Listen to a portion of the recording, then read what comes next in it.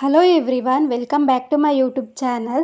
ಇವತ್ತು ಒಂದು ಒಳ್ಳೆ ಬರ್ಫಿನ ಮಾಡ್ತಾಯಿದ್ದೀನಿ. ಬರ್ಫಿ ಆದರೂ ಅಂದ್ಕೊಳ್ಳಿ, ಹಲ್ವಾ ಆದರೂ ಅಂತ ಅಂದ್ಕೊಳ್ಳಿ.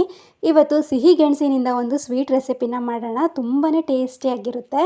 ಇದು ಒಂಥರ ಹೊಸ ರೆಸಿಪಿನೇ ಅಂತ ಅಂದ್ಕೊಳ್ಳಿ. ತುಪ್ಪ ಯೂಸ್ ಮಾಡಲ್ಲ, ಎಣ್ಣೆ ಯೂಸ್ ಮಾಡಲ್ಲ, ಹಾಗೆಯೇ ಸಕ್ಕರೆನೂ ಕೂಡ ಯೂಸ್ ಮಾಡಲ್ಲ. ತುಂಬಾ ಕಡಿಮೆ ಇಂಗ್ರೀಡಿಯೆಂಟ್ಸಿಂದ ಈ ಒಂದು ಸ್ವೀಟ್ ರೆಸಿಪಿನ ಮಾಡೋಣ. ಹಾಗೆಯೇ ಹೆಲ್ದಿ ಕೂಡ. ಇದು ಸಕ್ಕರೆ ಏನು ಯೂಸ್ ಮಾಡ್ತಿಲ್ಲ, ಹಾಗೆಯೇ ಎಣ್ಣೆ ಏನು ಯೂಸ್ ಮಾಡ್ತಿಲ್ಲ ಅಲ್ವಾ. ತುಂಬಾ ಸಾಫ್ಟಾಗಿದೆ ಈ ಸ್ವೀಟ್ ಅಂತೂ. ನೀವಂತೂ ಟ್ರೈ ಮಾಡಲೇಬೇಕು. ಏನಾದರೂ ಹೊಸ ಸ್ವೀಟ್ ಮಾಡಬೇಕು ಅಂದಾಗ ಈ ಸ್ವೀಟ್ನ ಟ್ರೈ ಮಾಡಿ. ನಿಜವಾಗ್ಲೂ ಟೇಸ್ಟ್ ಮಾತ್ರ ತುಂಬಾ ಚೆನ್ನಾಗಿರುತ್ತೆ. ಈ ವಿಡಿಯೋನ ಪೂರ್ತಿಯಾಗಿ ನೋಡಿದ್ರೆ ನಿಮಗೂ ಕೂಡ ಈ ರೆಸಿಪಿ ಇಷ್ಟ ಆಗೇ ಆಗುತ್ತೆ. ನೀವು ಕೂಡ ಒಂದ್ಸಲ ಟ್ರೈ ಮಾಡ್ಬೋದು. ವಿಡಿಯೋನ ಎಲ್ಲೂ ಸ್ಕಿಪ್ ಮಾಡಬೇಡಿ, ವಿಡಿಯೋನ ಪೂರ್ತಿಯಾಗಿ ನೋಡಿ. ಹಾಗೆ ನನ್ನ ಚಾನಲ್ನ ಸಬ್ಸ್ಕ್ರೈಬ್ ಮಾಡ್ಕೊಂಡಿಲ್ಲ ಅಂದರೆ ಪ್ಲೀಸ್ ಒಂದು ಸಬ್ಸ್ಕ್ರೈಬ್ ಮಾಡ್ಕೊಳ್ಳಿ. ಹಾಗೆ ಈ ವಿಡಿಯೋ ಏನಾದರೂ ಇಷ್ಟ ಆದರೆ ಒಂದು ಲೈಕ್ ಮಾಡಿ. ಮೊದಲಿಗೆ ನಾನು ಈ ಸ್ವೀಟ್ ಮಾಡೋದಕ್ಕೆ ಸಿಹಿ ಗೆಣಸನ್ನು ಮೊದಲಿಗೆ ಸಣ್ಣದಾಗಿ ಕಟ್ ಮಾಡಿಬಿಟ್ಟು ನೀರಿಗೆ ಬೇಯೋಕೆ ಹಾಕ್ಕೊಂಡಿದ್ದೆ. ಉಪ್ಪೇನು ಹಾಕಿಲ್ಲ, ಡೈರೆಕ್ಟಾಗಿ ಹಾಗೆ ಹಾಕ್ಕೊಂಡಿದ್ದೆ. ಬೇಕಿದ್ರೆ ನೀವು ಸ್ಟೀಮ್ ಕೂಡ ಮಾಡ್ಕೊಬೋದು. ನಾನು ನೀರಲ್ಲಿ ಬೇಯೋಕೆ ಹಾಕಿದ್ದೆ. ಇವಾಗ ಇದು ಬೆಂದಿದೆ ನೋಡಿ. ಇವಾಗ ಬಿಸಿ ಇದ್ದಾಗಲೇ ಇದನ್ನು ಸಿಪ್ಪೆನ ತೆಕ್ಕೊಂಬಿಟ್ಟು ಸ್ಮ್ಯಾಶ್ ಮಾಡ್ಕೊಬೇಕು. ಇದು ತಣ್ಣಗಾದ್ಮೇಲೆ ಅಷ್ಟು ಸ್ಮ್ಯಾಶ್ ಮಾಡಿದ್ರೆ ಸರಿ ಆಗೋದಿಲ್ಲ. ಹಾಗಾಗಿ ಬಿಸಿ ಇದ್ದಾಗಲೇ ಇದನ್ನು ಬೇಗ ಬೇಗ ಸಿಪ್ಪೆ ತೆಕ್ಕೊಂಡು ಈ ಥರ ಕ್ಲೀನಾಗಿ ಸ್ಮ್ಯಾಶ್ ಮಾಡ್ಕೊಬೇಕು. ಒಂಚೂರು ಕೂಡ ಗಂಟಿರಬಾರ್ದು. ಹಾಗಾಗಿ ಎಷ್ಟಾಗುತ್ತೋ ಅಷ್ಟು ಚೆನ್ನಾಗಿ ಇದನ್ನು ಸ್ಮ್ಯಾಶ್ ಮಾಡ್ಕೊಳ್ಳಿ. ಬಿಸಿ ಇದ್ದಾಗಲೇ ನಾವು ಈ ಥರ ಸ್ಮ್ಯಾಶ್ ಮಾಡಿಕೊಂಡ್ರೆ ಚೂರು ಗಂಟಿರೋದಿಲ್ಲ, ಬೇಗನೆ ನಾವು ಸ್ಮ್ಯಾಶ್ ಮಾಡ್ಕೊಬೋದು. ಹಾಗಾಗಿ ಬಿಸಿ ಇದ್ದಾಗಲೇ ಸ್ವಲ್ಪ ಬೇಗ ಬೇಗ ಸ್ಮ್ಯಾಶ್ ಮಾಡ್ಕೊಬೇಕಾಗುತ್ತೆ. ನಾನು ಸ್ಮ್ಯಾಶರಿಂದನೇ ಈ ಥರ ಕ್ಲೀನಾಗಿ ಸ್ಮ್ಯಾಶ್ ಮಾಡ್ಕೊಳ್ತಾ ಇದ್ದೀನಿ.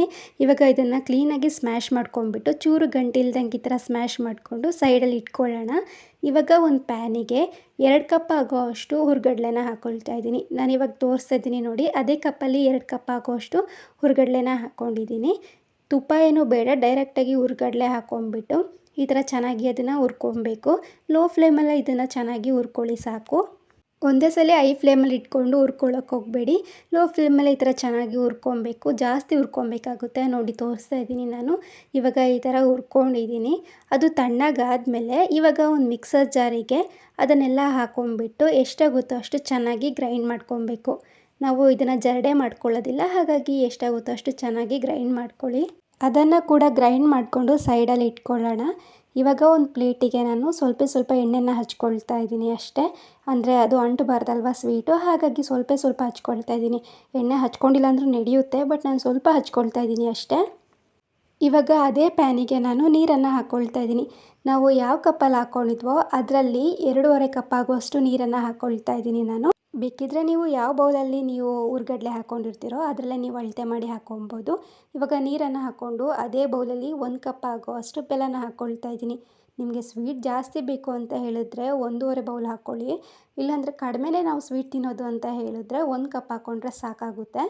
ಇವಾಗ ಬೆಲ್ಲ ಕರ್ಗಾದ್ಮೇಲೆ ನಾವು ಹುರ್ಗಡ್ಲೆನ ನಾವು ಹುರ್ಕೊಂಬಿಟ್ಟು ಗ್ರೈಂಡ್ ಮಾಡಿ ಇಟ್ಕೊಂಡಿದ್ವಲ್ಲ ಅದನ್ನೆಲ್ಲ ಹಾಕ್ಕೊಂಬಿಟ್ಟು ಇವಾಗ ಕ್ಲೀನಾಗಿ ಮಿಕ್ಸ್ ಮಾಡ್ಕೊಬೇಕು.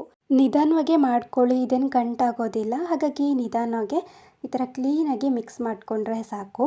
ಇವಾಗ ಇದನ್ನು ಸ್ವಲ್ಪ ಚೆನ್ನಾಗಿ ಮಿಕ್ಸ್ ಮಾಡ್ಕೊಬೇಕಾಗುತ್ತೆ, ಕೈ ಬಿಡದೇ ಇರೋ ಹಾಗೆ. ಇವಾಗ ನೋಡಿ ಈ ಥರ ಮಿಕ್ಸ್ ಮಾಡ್ಕೊಂಬಿಟ್ಟು ಇವಾಗ ಅದಕ್ಕೆ ಒಂದು 1/4 ಸ್ಪೂನ್ ಆಗುವಷ್ಟು ಕೋಕೋ ಪೌಡರನ್ನು ಹಾಕ್ಕೊಳ್ತಾ ಇದ್ದೀನಿ.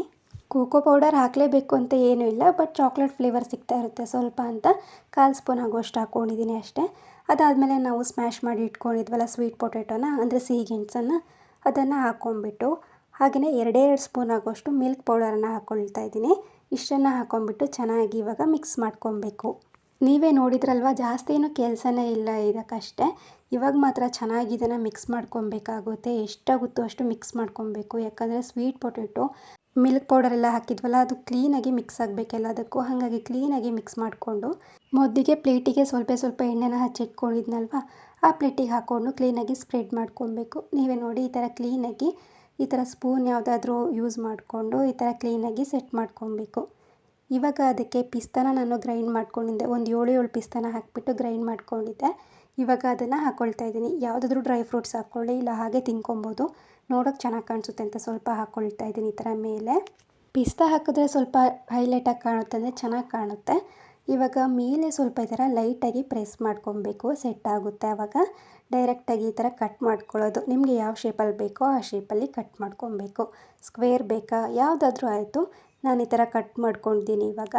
ನೀವೇ ನೋಡಿ ಎಷ್ಟು ಚೆನ್ನಾಗಿ ಬಂದಿದೆ ಅಂತ. ಹಲ್ವಾ ಆದರೂ ಅಂದ್ಕೊಳ್ಳಿ, ಇಲ್ಲಾಂದರೆ ಬರ್ಫಿ ಅಂತನಾದರೂ ಅಂದ್ಕೊಳ್ಳಿ, ಏನು ಬೇಕಾದರೂ ಅಂದ್ಕೊಬೋದು. ಟೇಸ್ಟ್ ಮಾತ್ರ ತುಂಬಾ ಚೆನ್ನಾಗಿರುತ್ತೆ. ಎಷ್ಟು ಚೆನ್ನಾಗಿ ಬಂದಿದೆ ಅಂತ ನೀವೇ ನೋಡಿ. ನಿಮಗೂ ಕೂಡ ಈ ರೆಸಿಪಿ ಇಷ್ಟ ಆಗಿದೆ ಅಂತ ಅಂದ್ಕೊಳ್ತೀನಿ. ನೀವು ಒಂದ್ಸಲ ಟ್ರೈ ಮಾಡಿ. ನಾನು ಬೆಲ್ಲ ಹಾಕಿದ್ದೀನಿ, ಬೇಕಿದ್ರೆ ನೀವು ಸಕ್ಕರೆ ಕೂಡ ಹಾಕ್ಕೊಬೋದು, ಇಲ್ಲ ತುಪ್ಪನೂ ಕೂಡ ಆ್ಯಡ್ ಮಾಡ್ಕೊತೀವಿ ಅಂದರೂ ಕೂಡ ಮಾಡ್ಕೊಬೋದು. ಈ ವಿಡಿಯೋ ನಿಮಗೂ ಕೂಡ ಇಷ್ಟ ಆಗಿದೆ ಅಂತ ಅಂದ್ಕೊಳ್ತೀನಿ. ಇಷ್ಟ ಆಗಿದರೆ ಲೈಕ್ ಮಾಡಿ. Thank you for watching.